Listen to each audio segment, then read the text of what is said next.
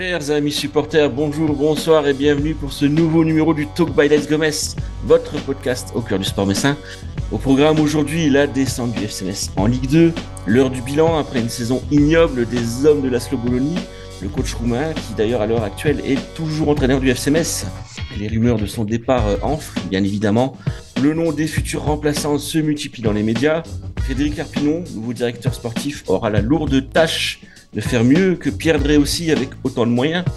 On fera ensemble un état des lieux de l'effectif du FC Metz à quelques jours du début du mercato qui commence donc lundi 10 juin pour se terminer le 30 août.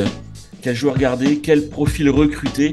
Voilà pour ce programme du jour et pour en parler, j'accueille mes trois chroniqueurs, à commencer par Rémi Alésine qui était à côté de moi contre Saint-Etienne pour le barrage retour et qui a perdu quelques années d'espérance de vie. Salut Rémi.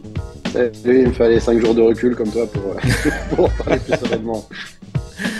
Toujours fidèle au poste et lui aussi désespéré depuis la descente actée du FC Metz, Arthur Carmier est de la partie. Salut Arthur.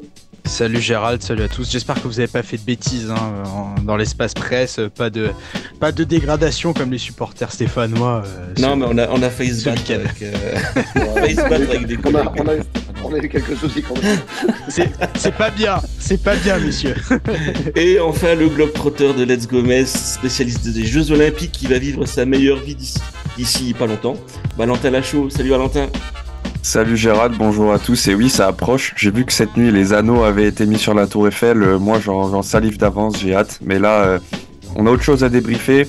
Une descente en Ligue 2, une fois n'est pas coutume. Et effectivement, messieurs, cette fois, ça y est, on y est. Alors, on la tease depuis le mois d'août de l'année dernière, depuis qu'on a su que Georges Mikotadze allait quitter le FC Metz pour l'Ajax, depuis que Youssef Maziz devait partir en Belgique, depuis que Pierre Drey aussi, en fait, nous a offert une équipe encore moins compétitive que lors de la saison précédente. Donc cette fois, ça y est, le FC Metz a donc acté sa descente et son retour dans l'antichambre du foot français. Alors, on va bien sûr pas revenir sur ce match de dimanche dernier. On y était tous, on a tous eu devant nos yeux cette dramaturgie, ce scénario d'une cruauté sans égale, un FC Metz courageux, réduit à 10, qui a montré pendant une grosse partie du match qu'un autre football était possible cette saison, même à Saint-Symphorien.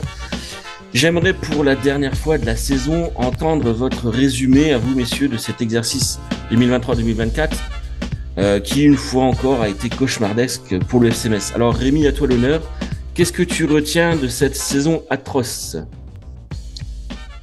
Je retiens le côté insuffisant et le côté de la prise de conscience. Je ne sais pas si elle a été effective de la part du club, je parle bien du club, donc de l'action, parce qu'elle l'a été de la part de tous les observateurs. Et ça, c'était le cas dès les premiers mois, dès les premiers matchs. On a vite vu que le FC Metz a eu un sursaut à un moment donné, il était 9 dixième. On a vite vu que les rares points qu'avait su prendre le club en début de saison, ça tenait du miracle. Il y a eu très peu de matchs aboutis. Donc, c'est la saison de l'insuffisance. Et moi, ce que je retiens, parce que les analyses, finalement, on les a toutes faites tout au long de l'année, ce qui m'a choqué, moi, lors du match de dimanche, Gérald, toi, tu vas savoir de quoi je parle. Alors nos deux autres collègues sont un peu plus jeunes que nous, je pense, donc peut-être pas, mais moi, ce qui m'a marqué, c'est que, et c'est mon cas aussi, c'est que à la fin du match, on ressent de la colère et surtout de la résignation. On ressent plus de tristesse maintenant quand le SMS descend. Et c'est à mon sens dramatique. Euh, je m'adresse à toi, Gérald, parce que la descente de 2002, tu l'as connue aussi. Et au sortir de cette saison-là, moi, je me souviens que les gens chialaient. Pour eux, c'était un drame absolu que le SMS descende en Ligue 2, en Division 2, je crois même à l'époque, c'était encore la D1, la D2. Après avoir été derrière le FC Nantes, c'était le club qui était qui avait la période en Ligue 1, en Division 1 la plus longue. Voilà, c'était le club le plus ancien en Division 1. C'était une place forte qui n'avait pas gagné le championnat, qui avait failli gagner en 87-88, mais qui était vraiment un club solide, qui parfois gagnait des coupes nationales. Et maintenant, vous entendiez les médias nationaux, et ils ont raison de le dire, que Saint-Etienne était le club que tout le monde voulait voir en Ligue 1. Si on était observateur et qu'objectivement on voyait un match entre Saint-Etienne et une autre équipe qui ressemble à Metz, alors on va dire, je trouve même pas. Ouais, peut-être pas parce qu'Angers n'a pas l'histoire de Metz, mais ce que je veux dire, c'est que il est acté depuis un quart de siècle, et c'est très long, que ce club n'est plus un club de première division. Et même le public de Saint-Symphorien l'a digéré. Et je trouve que c'est dramatique. Et je trouve que si on devait de nouveau retrouver une phase comme c'était le cas dans les années 70, 80, 90, il nous faudrait au moins 15 ans. 15 ans de durabilité en Ligue 1 pour effacer cette image qui nous colle désormais à la peau. C'est plus une blague, hein, le FC Metz est un club d'ascenseur, voilà. Et ce côté dramatique, cette résignation chez les supporters, chez le club, me rend, moi, pour le très triste. Arthur, le FC Metz, comme presque à chaque fois qu'il est en Ligue 1 depuis 15 ans, arrive à devenir la risée du foot français et cette année n'a pas fait exception malheureusement. Ouais, il y a ce côté inéluctable qui était sur au-dessus de la tête du FC Metz toute la saison comme une épée de Damoclès. Ce club va descendre, ce club va descendre. Bah oui, au final, il est descendu. On va pas répéter hein, les analyses qu'on a faites. On a l'impression que chaque match, il y avait ce manque d'ambition dans le jeu. Il y avait cette peur parfois. Il y avait un club qui se mettait pas forcément dans les dispositions nécessaires pour attaquer une saison de Ligue 1. Là, je parle du recrutement, je parle des ambitions aussi de jeu. C'est tout un package et cette descente, au final, elle est logique. Il y a ce côté résignation aussi. Quand j'ai quitté le stade dimanche dernier, je suis pas le plus jeune, mais je suis pas le plus vieux non plus. J'ai pas connu de 2002 comme vous. J'étais encore un jeune enfant, mais il y a aussi ce côté inéluctable qui transparaissait de ce match, comme quoi le FC Metz faisait un début de match exceptionnel malgré ce carton rouge, mais tu savais que tôt ou tard, l'AS Saint-Étienne allait envoyer le FC Metz en Ligue 2. Ça a été à la 117e minute après de nombreuses minutes de combat. Voilà, il y a ce côté inéluctable, et puis quand tu sors du stade, tu te dis, bah voilà, ça, ce qui devait arriver arriva. Et le club aujourd'hui doit se reconstruire. Mais pour rebondir un petit peu sur le propos de Rémi, ce côté club à ascenseur, il, il peut être changé dans l'imaginaire des gens s'il y a une saison exceptionnelle comme le Stade Brestois a connu cette saison, comme Lens a connu la saison dernière, et un petit peu cette saison. Mais ça tiendrait, ça tiendrait du miracle. Le FC Metz, il en est bien sûr pas là. Mais si je cite ces exemples, c'est pour dire que quand tu arrives à être malin et sur le recrutement, quand tu es en Ligue 1, que tu n'as pas énormément de moyens, mais que tu mobilises tes forces sur des joueurs de Ligue 1 qui connaissent le championnat, ce qui n'a pas été le cas à Metz cet été. Et cet hiver aussi, malgré le retour de Georges Mikotadze, qui est peut-être la seule satisfaction. On a trop peu vu Didier Lamkelze, qui était une certaine forme de pari, même si on connaissait les qualités du joueur. Ben, quand tu ajoutes tout cela, ben, la descente, elle est logique. Tu parlais du côté inéluctable, c'est vrai que c'est pas ce scénario-là, on l'a vu tellement de fois, hein. Tu prends même le match contre Rennes, tu Mm. mènes, tu sais que tu vas perdre à la fin, alors qu'il te reste un quart d'heure de jeu. Quand tu es supporter du FC Metz et que tu connais le FC Metz depuis très longtemps en Ligue 1, tu sais que ça va pas bien se passer. Pareil à Strasbourg. Il y a ce côté scénario inéluctable qui à chaque fois nous paralyse quoi. Mais toujours Valentin, invraisemblable, ouais. ouais, mais Il est c'est nu. ça, c'est Ouais, c'est. invraisemblable et au fond on sait tellement que ça va arriver que ben quand ça arrive Mm. on est prêt quoi. Valentin, on savait que la saison serait longue dès le début. Mais alors là, on a vraiment atteint des sommets, justement, là, comme j'en parlais, avec cet exercice et ces scénarios complètement fous. Rennes, Strasbourg, Saint-Étienne, c'est quand même incroyable. Ah, c'est clair, c'est clair. Ben, moi, je peux pas comparer avec 2002 puisque j'étais pas né, hein, tout simplement. Mais Oula! je peux vous confirmer qu'en sortant du stade, c'est pareil. Moi, en fait, ce qui m'a étonné, c'est que derrière moi, il y avait des gens qui discutaient et disaient bon, bah, on va aller au kebab presque pour fêter ça, tu vois. Et là, Très je dis dramatique, ah mais c'est ouais, vrai. Enfin, moi, j'étais triste et les gens se disent bon, bah, c'est comme il y a 2 ans, tant pis, on remontera et basta. Et en fait, il y a une résignation chez les gens, ils ne se rendent même plus compte, en fait. Et ce FC Metz-là a raté beaucoup trop de choses cette année. Comme tu parlais des matchs de Rennes, de Strasbourg, mais il a aussi raté des matchs clés. En janvier, il y avait des matchs face à des concurrents directs. À l'époque, je me souviens très bien, j'y étais de Montpellier, qui était présenté comme un concurrent direct pour le maintien, où finalement c'était un match prenable. On se foire complètement, on prend 3-0, et là j'ai mes amis qui me disent ah ouais, c'est donc ça, Metz. Et qui m'ont redit ça dimanche, qui m'ont dit ah bah. Dommage pour toi, mais nous, on verra plus l'horrible Metz en Ligue 1. Alors bon, ça part d'une blague, mais finalement, en y réfléchissant, on a tellement peu proposé de choses dans le jeu cette année que finalement, est-ce que notre place n'est pas davantage en Ligue 2? Est-ce qu'on sera pas mieux en Ligue 2? Parce que si c'est pour revivre une saison comme ça, non merci, tu le disais, elle était longue jusqu'à la 117e minute de ce barrage qui était infernal. Et je pense qu'on s'est tiré une balle dans le pied au match aller pour espérer quelque chose au match retour. Et, euh, et ça a été long. Et si je devais résumer en une phrase, c'était il était temps que ça se termine. Je pense qu'on n'en pouvait plus. Passer de l'espoir à la résignation, puis de nouveau espoir, puis ça s'est conclu dimanche d'une manière terrible. Mais finalement, c'est ce qui devait arriver depuis des mois. Arthur, tu veux ajouter un truc?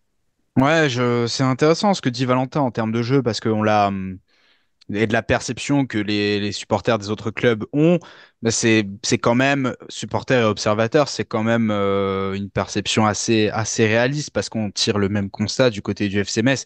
Et les dernières saisons de Ligue 1, je vais prendre les deux dernières descentes qui ont un dénominateur commun, c'est-à-dire que l'équipe jouait vraiment bloc bas, transition. On pouvait se dire que c'était normal sous Frédéric Antonetti à l'époque où on avait un système qui s'y prêtait. Et la belle saison du FC Metz en Ligue 1 avec le top 10 où on a flirté avec l'Europe pendant quelques instants. Je dis bien quelques instants. Bah, ça a été avec des transitions rapides qui étaient létales. Et là, la saison elle a fait énormément de mal dans l'imaginaire de les observateurs du football français, a fortiori à Metz. Quand on voit à quel point la Slobonie a refusé le jeu, moi, j'avais l'impression de voir au risque de me répéter encore une fois, des tactiques d'autre temps qu'on ne voit plus aujourd'hui dans ce football, même en Ligue 1, même en Serie A, qui est un championnat qui n'est plus défensif comme avant, on ne voit plus ça. Donc ça a fait énormément de mal et aujourd'hui, comme le dit Valentin, les gens n'en pouvaient plus, il était temps que ça se termine et on espère que la reconstruction se fera avec des idées nouvelles, un coach qui apportera d'autres intentions pour que les supporters prennent un petit peu plus de plaisir parce que une montée en Ligue 1, certes, ça a procuré énormément d'émotions la saison passée, mais ça ne suffit pas quand tu ne mets pas les moyens d'y rester. Ouais, Valentin, tu parlais de cet ignoble FC Metz. Finalement, plus le temps passe et plus les gens qui ont connu Mm. le beau FC Metz bah, Ouais, sont de non, moins en mais moins nombreux finalement parce qu'on je vieillit. pouvais, je Mais pouvais pas le défendre en plus, hein. mais c'est vrai, C'est il y a toute une génération qui c'est émerge et qui ça. n'a vu que 20 ans de yo-yo entre Ligue 1 et Ligue 2 et qui voit, voilà, il y a des jeunes qui s'intéressent au foot depuis quelques années. Moi, je pense à ces gamins là à ces pères de famille à Metz qui emmènent leurs gamins voir le FC Metz pour la première fois. Le gamin qui s'est tapé une saison entière de FC Metz cette année, comment tu veux qu'il vibre? Nous, Mm. moi, quand j'ai été gamin, je suis allé voir Metz, je vibrais quoi. Il y avait ce Non, puis côté, on avait que ça, on avait on que avait que ça en ça, ouais. plus. C'est-à-dire que maintenant un gamin va sur n'importe quel stream ou n'importe quelle chaîne de télé ou n'importe quelle chaîne YouTube, il voit du vrai football, Il regarde il voit Mbappé, bien sûr. Mbappé, on va pas les citer, bah, Bah, si nous on avait quand j'étais Marseille à moi gamin l'époque. dans les années 90, alors déjà le FCMS performait et aller au stade, c'était génial, quoi. C'était un truc de martien de voir Pougé, Pires, Isaias, enfin, tous les mecs qui, moi, m'ont fait rêver. Mais si je voulais voir du football, bah, il fallait que je paye des chaînes que j'avais pas parce que mes parents n'étaient pas fans de foot. Il n'y avait pas forcément Internet.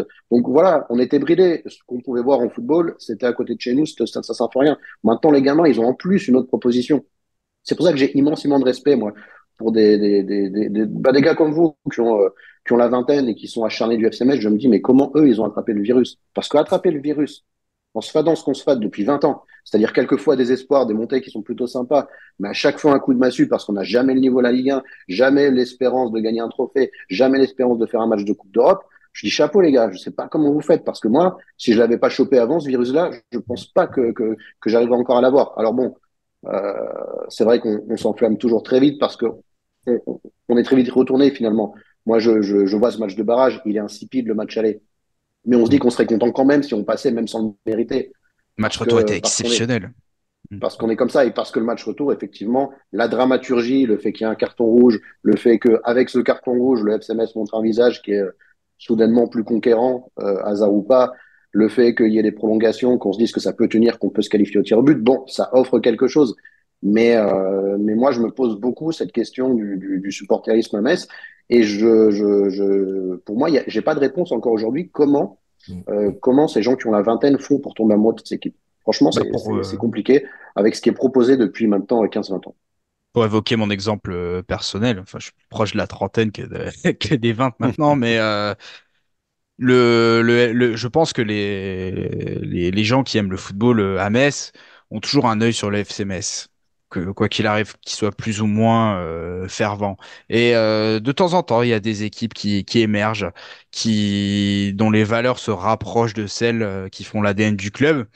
Et dans mon cas, ça a été l'équipe qui était remontée de national jusqu'en Ouais. Ligue 1 parce que tu avais des jeunes, enfin qui sont plus jeunes maintenant, ils sont plus vieux que moi, qui aimaient le club, qui étaient issus de la formation du FC Metz, il y avait une forte identité. Tu avais Sylvain Marchal qui était revenu, Choplin qui était pas d'ici mais qui a totalement embrassé les valeurs du club. Tu avais tout un tas de joueurs.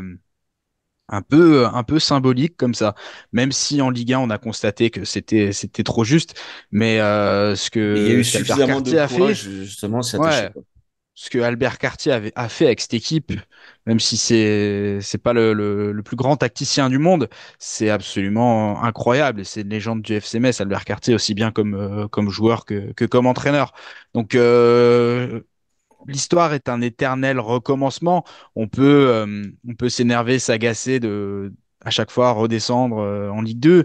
Mais d'un autre côté, on peut aussi se réjouir du fait que c'est possible avec pas grand-chose, avec les bons ingrédients, les bonnes valeurs, c'est possible. Tout est possible dans le football.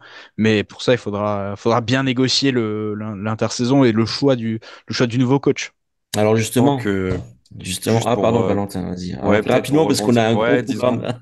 D'autant qu'à Metz, t'as une petite étincelle qui demande qu'à s'allumer. Quand je suis désolé, quand tu vois les deux cortèges qui se font à 1 an d'écart, là, avec un monde pas possible, c'est que t'as juste une petite étincelle qui suffit d'allumer et c'est lancé. Et tu vois que ce public, il est là. Il demande qu'à vibrer. Mais moi j'ai peur que cette étincelle, voilà, qu'on a eue, elle s'éteigne à nouveau parce que là, avec ce qu'on vient de vivre, je suis pas sûr. Alors, par contre, parenthèse aussi, j'avais peur qu'il y ait moins d'abonnés, mais ils ont quand même été malins. Ils ont renouvelé automatiquement les abonnements au 23 ou au 25 mai. Donc, Avant les barrages. avant les barrages. Ouais. Donc, si comme moi, vous vouliez vous désabonner, bah, c'est trop tard.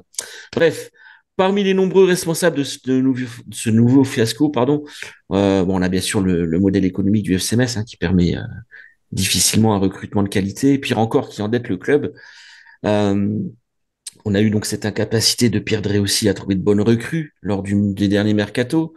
Mais il y a un homme en particulier qui canalise toute l'attention et toutes les critiques depuis un bon moment. C'est Laszlo Bologna, hein, on l'a dit, le coach roumain qui avait fait des miracles en Ligue 2 en faisant remonter le club malgré un effectif qui était déjà très faible et une tactique démodée et peu spectaculaire, hein, faut quand même le souligner.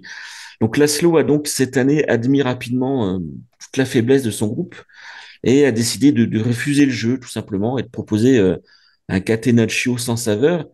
Et on lui reproche, par exemple, de ne pas avoir tenté une approche plus offensive et surtout de ne pas avoir apporté plutôt une touche technique au milieu de terrain avec Arthur Atta, par exemple. Alors, à l'heure actuelle, il reste 1 an de contrat à l'Aslo Bologna, mais son départ semble inéluctable. Rémi, il y a des noms qui circulent. On va les rappeler, hein. Stéphane Dumont, qui vient de terminer 3 saisons avec Guingamp. Évidemment, Grégory Proman, hein, qu'on ne présente plus. On parle également d'un retour possible de Vincent Oignon. On entend également le nom de Régis Bourrard, celui de Zoumana Camara, de Eric Schell. Pour toi, quel profil collerait le mieux au FC Metz la saison prochaine? Alors, on va pas faire un top, une hiérarchie de ceux qu'on préférerait voir ici, mais euh, moi, je pense qu'il est important de trouver quelqu'un qui arrive au FCMS en intégrant les valeurs et l'ADN de ce club. C'est-à-dire pas du tout, ce qui avait été le cas lors de la dernière descente, faire appel à quelqu'un comme Antonetti, enfin l'avant-dernière descente, excusez-moi. Antonetti est arrivé avec l'expérience qu'on lui connaît, avec la méthode qui était la sienne, qui était une méthode gagnante, hein, parce qu'il est monté directement de Ligue 2 en Ligue 1, en marchant absolument sur ce championnat de Ligue 2, en faisant venir des joueurs extérieurs, mais en imprimant son ADN à lui.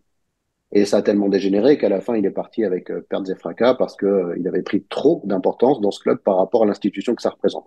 Malgré tous les succès d'Antonetti, on va les quand même les rappeler parce on le taille souvent, mais c'est une montée et c'est une saison en Ligue 1. On a peut-être oublié parce qu'il y avait le contexte Covid, mais qui était en tout cas une saison en Ligue 1 qu'on n'avait pas vécue depuis très longtemps. Deux Voilà. maintiens, Mais par deux contre, maintiens, à mon avis, et un maintien, oui, bah oui, et un deux maintien, même. bien sûr. Oui, oui, oui. Oui, bah, la saison interrompue et celle d'après. Voilà, c'est Mm. vrai. Et moi, je voudrais quelqu'un qui intègre cette ADN FCMS, mais avec de l'expérience.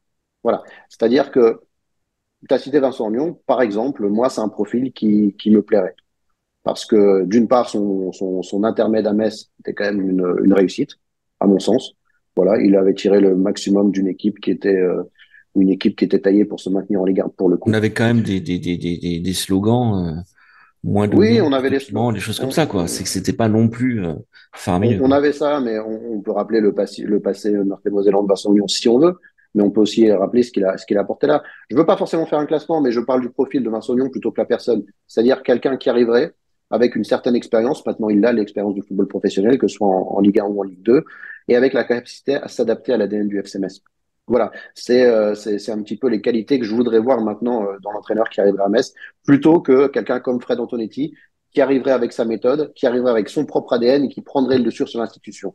Moi, je veux qu'à un moment donné, cette institution qui a été largement piétinée par quelqu'un comme Pierre Drey aussi, soit de nouveau sur le devant de la scène, avec forcément un objectif à moyen terme de remonter, parce que le FCMS ne peut pas être un club qui se cantonne à exister dans la Ligue 2. Voilà. Si on veut respecter le passé de ce club, il faut que l'objectif, à moyen terme, peut-être pas la saison prochaine, mais qu'il y ait une reconstruction pour que d'ici 2, 3 ans, il y ait un projet durable en première division. Arthur, ton avis sur la question? Il y a un coach que tu souhaiterais en particulier voir à la tête des Grenats ou un profil? Bah il y a un coach déjà qui ne viendra pas, mais son profil aurait été, je pense, excellent. C'est Habib Beye dans le sens où c'est un entraîneur nouveau avec des idées fraîches, un projet de jeu bien défini. Et Habib Beye aurait même dû, c'est selon, signer au FCMS en cas de maintien, comme le rapportait le Républicain Lorrain. Il y a cette connexion avec le Sénégal. C'est un ancien international sénégalais qui aurait été absolument excellente à mon sens. Mais malheureusement, ça ne se fera pas. Donc, il y a d'autres coachs qui sont intéressants. Il faut prendre en compte aussi cet apport des joueurs de Génération Foot. C'est, je pense, un management différent quand on a des gamins qui viennent d'un autre, parce que c'est des gamins, ils arrivent à 18, 19 ans, qui quittent leur maison, qui arrivent sur un nouveau continent. Certains ont mis beaucoup de temps à s'adapter, même les plus excellents d'entre eux. Je pense notamment à Ismail Assar. Il fut un temps qui avait mis 6 mois à s'acclimater à la Lorraine. C'est jamais évident. Et en termes de management, je pense qu'il faut déjà un coach qui sache faire progresser et évoluer des jeunes.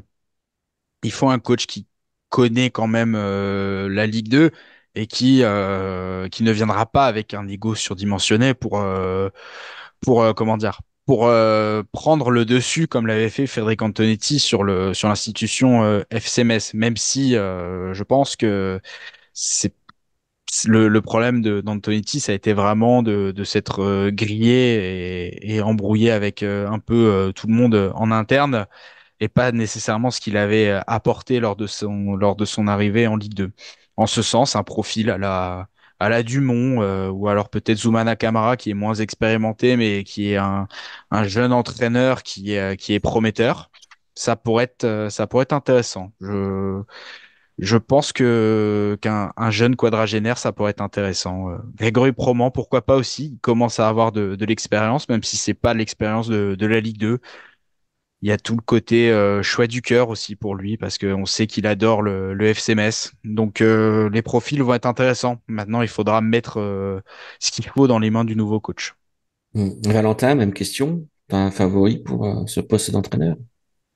Pour rebondir sur ce que disait Arthur, je suis pas forcément d'accord sur Grégory Proman. Moi, je pense que ce serait un peu tôt. C'est quelqu'un qui a l'amour du club et j'ai peur que s'ils viennent trop tôt, imaginons que ça se passe pas bien parce qu'il a pas beaucoup d'expérience, ça le grille tout de suite. Vaudrait mieux qu'il vienne un petit peu plus tard. Mais t'as parlé de quadragénaire. On a vu à quel point les idées de Laszlo Bologna étaient dépassées et qu'il fallait maintenant qu'on ait un entraîneur avec des idées nouvelles qui ne refuse pas le jeu, qui nous propose du football Brésil, comme on aime l'appeler. Et en ce sens, moi, je rejoins Rémi. J'avais beaucoup aimé ce qu'avait fait Vincent Ognon à l'époque. Ça s'était en vrai bien passé au niveau du jeu. Moi, j'avais bien aimé.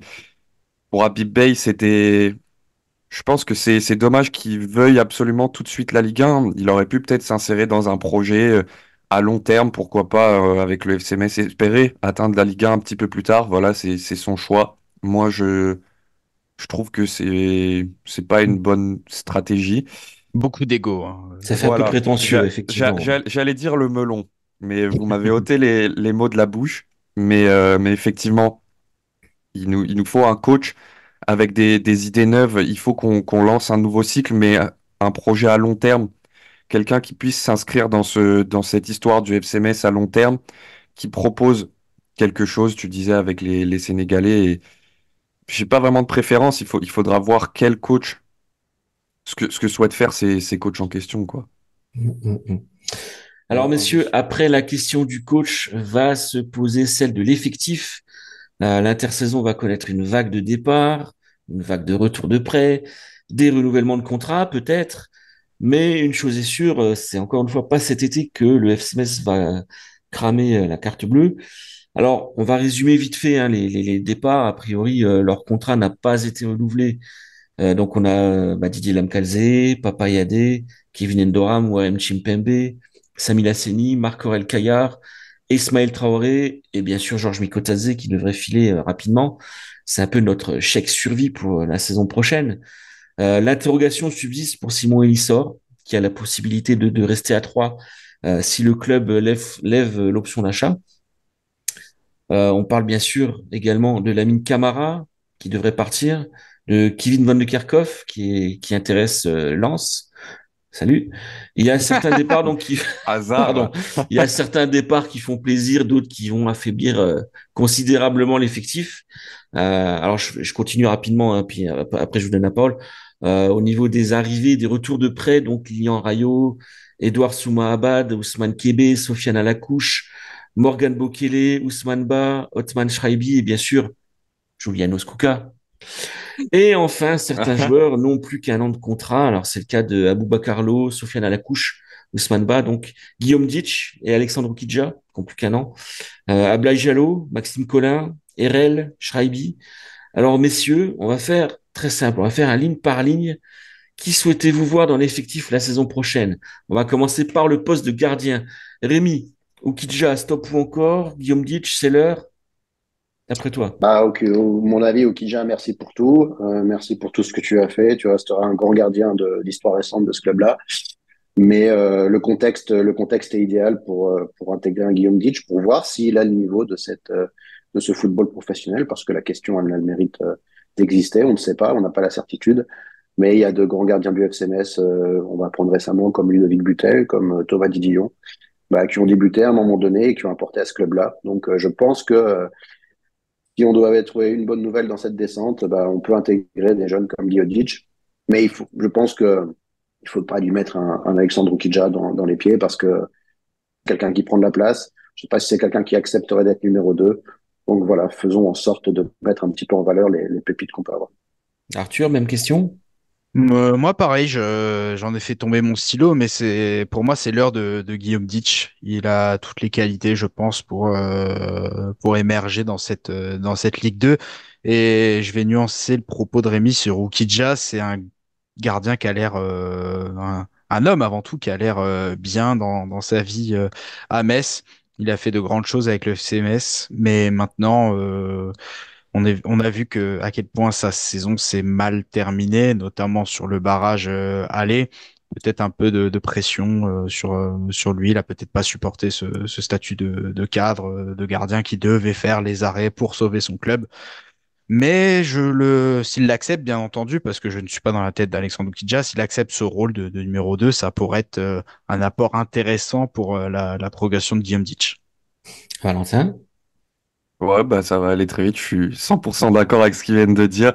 Okidja, je pense qu'il a fait le tour de la question en tant que gardien numéro 1 au FC Metz, mais Il a un vécu qui fait que ça peut aider Guillaume Ditch à grandir.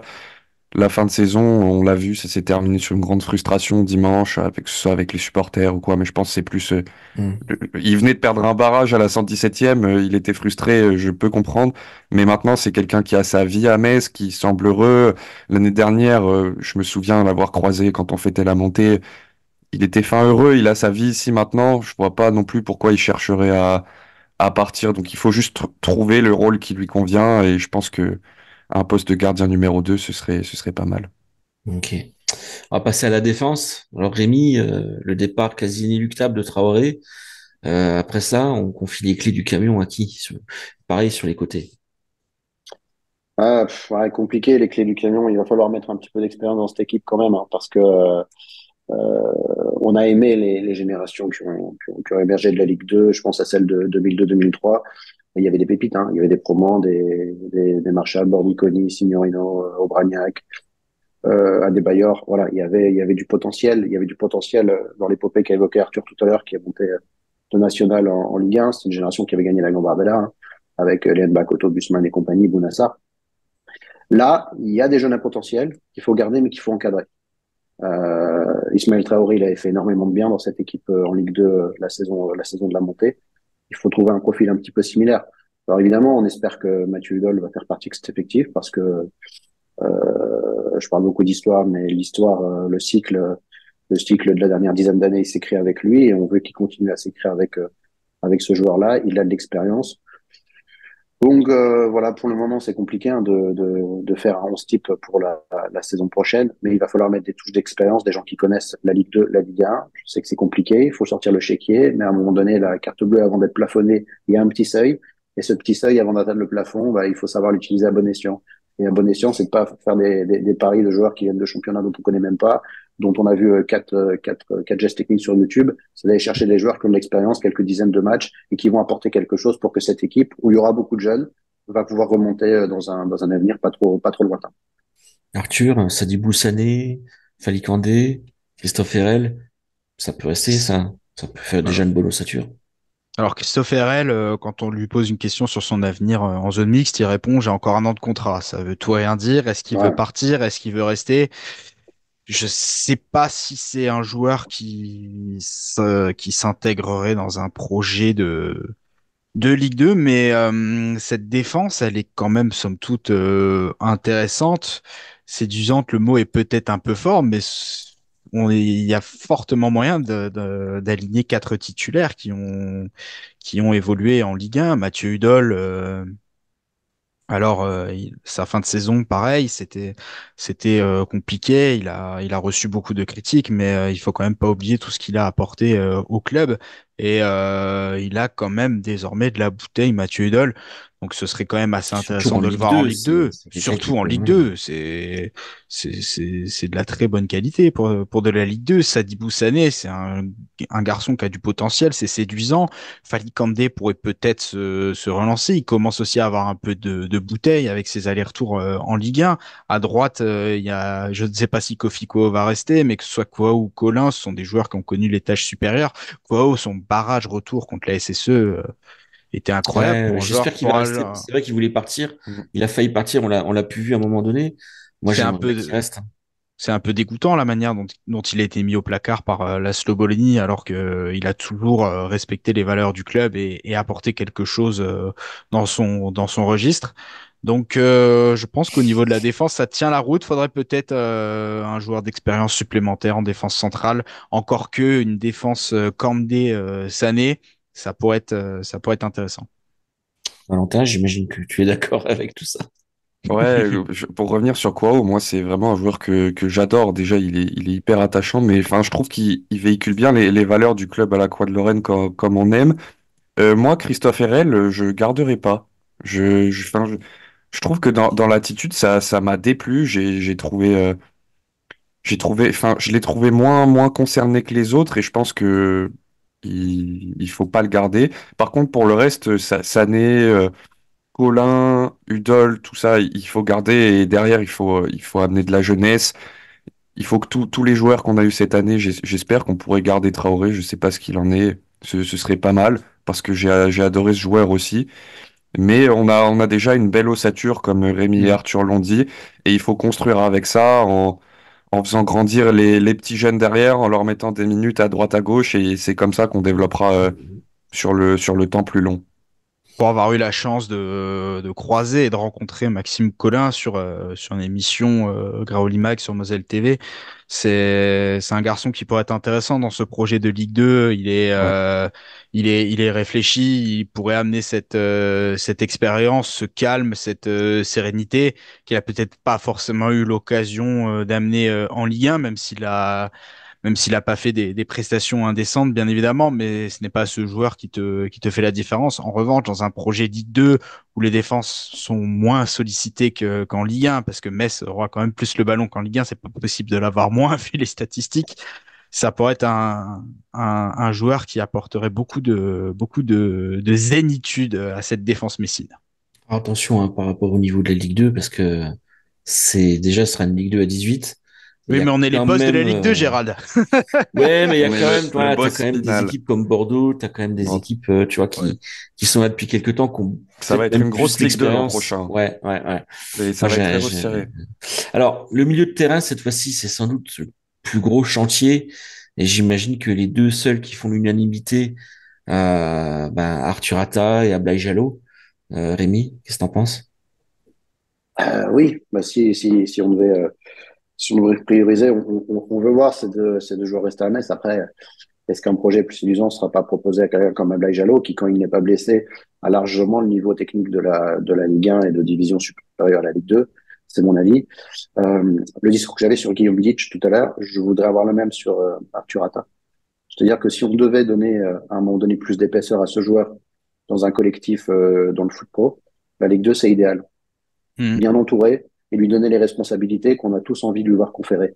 C'était peut-être compliqué de lui donner. Alors, je pense qu'il aurait dû largement plus jouer comme beaucoup en Ligue 1 parce qu'on a vu que avec lui, l'équipe pouvait afficher un tout autre visage. Euh, mais il n'aurait pas pu prendre l'épaisseur d'un joueur capital. Je pense qu'il pourrait le prendre en Ligue 2 parce que maintenant il a un petit peu d'expérience. Elle n'est pas impressionnante son expérience, mais ça y est, la révélation, on l'a vu. Maintenant, on attend la confirmation et on attend que ce joueur devienne un joueur important d'un collectif. Je pense que si les propositions devaient lui être faites en Ligue 1, il aurait tort de s'y jeter parce qu'il n'aurait aucune garantie d'avoir du temps de jeu. Pour moi, il n'a pas encore assez sécurisé son niveau de jeu pour postuler dans une équipe de première division. Je pense que là, voilà, pour lui, la descente en Ligue 2 peut être une belle nouvelle parce qu'il pourrait endosser un rôle intéressant à l'image, alors c'est pas le même poste, c'est pas le même profil, mais à l'image de Youssef Maziz, voilà, qui avait profité de cette saison en Ligue 2 après des expériences plutôt réussies à Serein pour devenir un joueur important d'un collectif qui monte. Voilà, c'est tout le bien qu'on peut souhaiter à Arthur Atta et le contexte, c'est idéal pour que lui prenne cette épaisseur-là. Arthur, alors au niveau des récupérateurs, hormis Danley Jean-Jacques, qui vraisemblablement est à Metz pour un bon moment, on perd Endoram, on perd Camara, va falloir absolument recruter au niveau de la récupération. Ouais, vraiment un numéro 6 d'expérience, si possible trentenaire, qui connaît bien les joutes de la Ligue 2, parce que même si on l'a connu la saison passée, c'est quand même intéressant d'avoir quelqu'un qui a vraiment cette expérience du championnat et puis la possibilité de calmer les choses sur les joueurs en fin de contrat. Il y aura nécessairement des coups à faire. Mais d'un autre côté, alors Danny Jean-Jacques, très bien, je pense qu'il va s'adapter en termes de combat.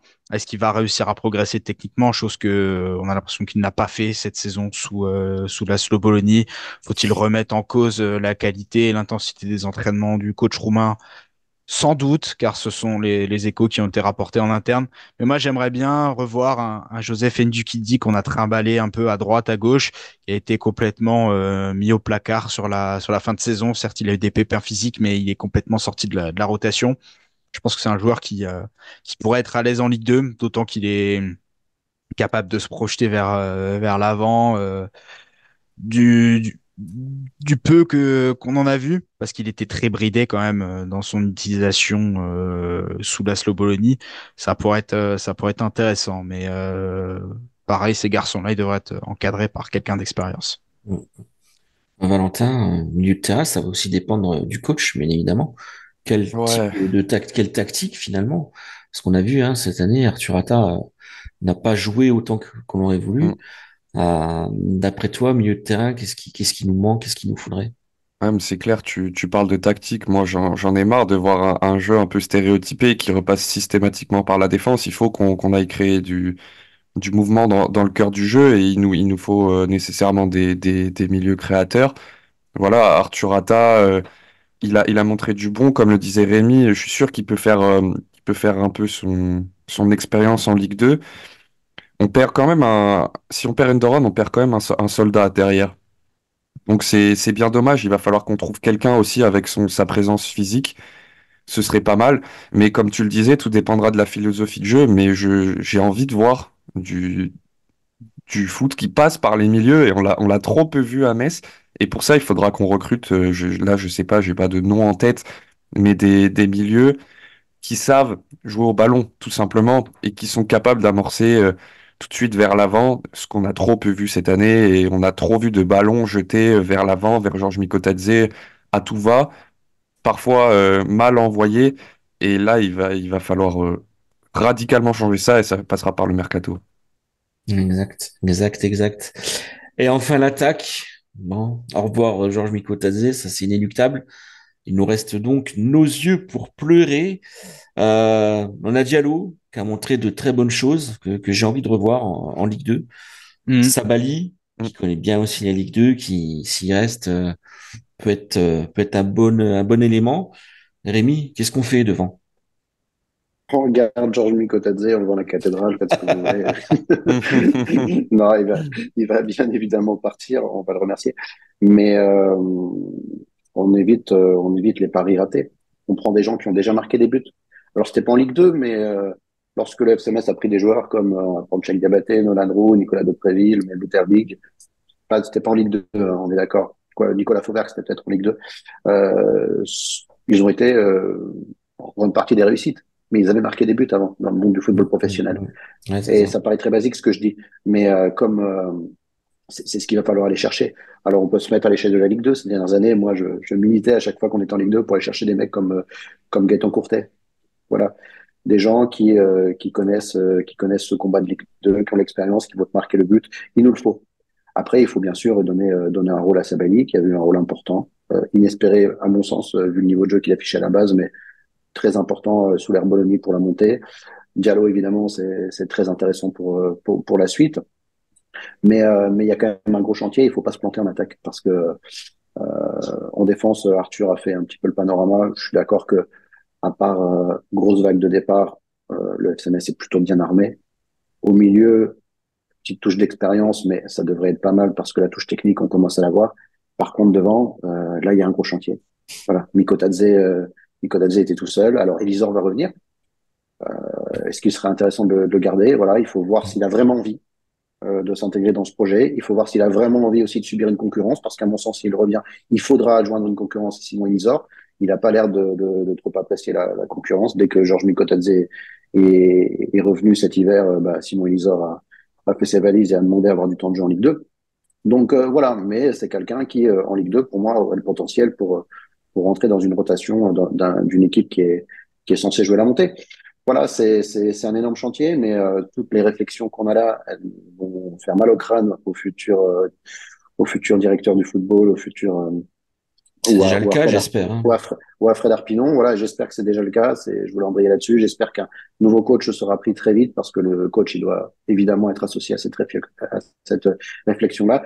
Et si décision il y a à prendre sur le départ de joueurs ou l'arrivée, il faudra que ce soit fait très vite. Parce qu'il Mm. faudra, dès le mois d'août, alors ça paraît loin, mais il faudra dès le mois d'août avoir une équipe qui est capable de marquer des points, de marquer des buts et d'être à ce niveau-là. Arthur, toi qui as suivi un peu plus les équipes réserves ces dernières années, on a le retour de Morgan Bokele. C'est quel type de joueur devant? C'est un joueur qui a quand même pas mal performé en National 3, si bien que le club l'a tout de suite vu et l'a signé pro pour le prêter en N1 à Épinal.